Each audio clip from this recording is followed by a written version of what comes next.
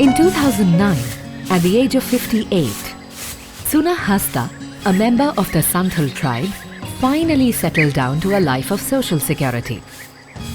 This was all thanks to receiving the title for 2.2 acres of forest land in his ancestral village of Diggi under the Forest Rights Act. Having granted over 3 lakh land titles to people like Suna, the state of Odisha has an impressive record in implementation of the Forest Rights Act. PAX, through its network of 33 Odishan partners, has helped in this, supporting socially excluded groups, particularly scheduled tribes and scheduled castes, to claim their individual and community forest rights. However, PAX partners such as THREAD have not stopped there. They have been spreading awareness about how land rights can be linked with other key government schemes, showing how such linkages can lead to all-round land, forest and watershed development.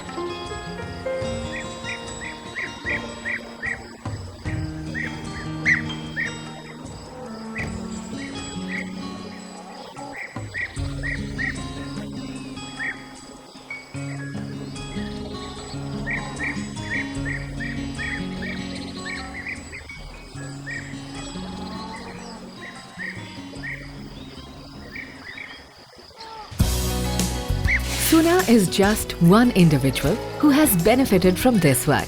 With land rights, he has been supported to access other entitlements including a loan sanction, the right to homestead and most importantly, access to a range of government schemes.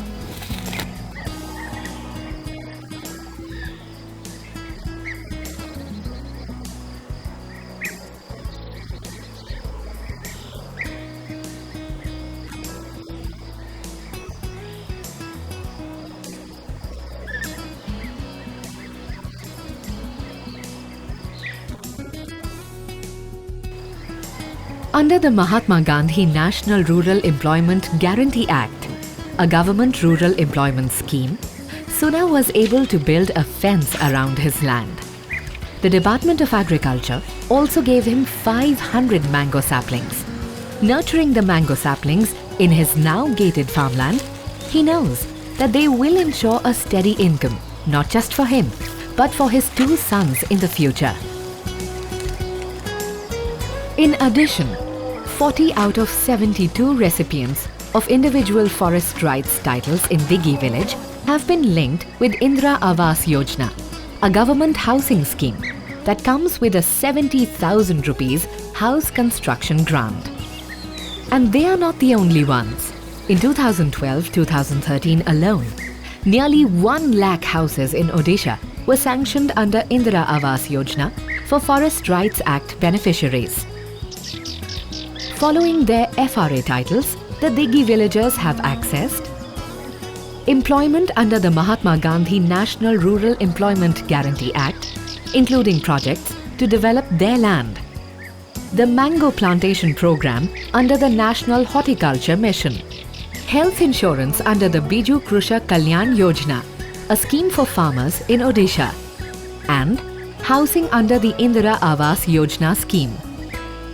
In the neighbouring village of Jodhajam, 60-year-old Lachman Singh has a similar story.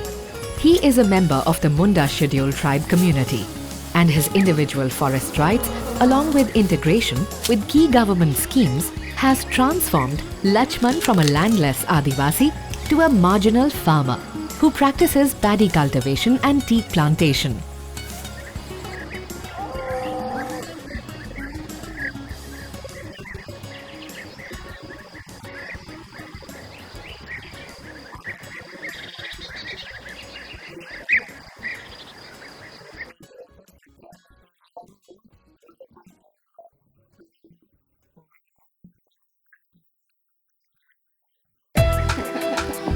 Today, Lachman Singh earns 30,000 rupees each cropping season.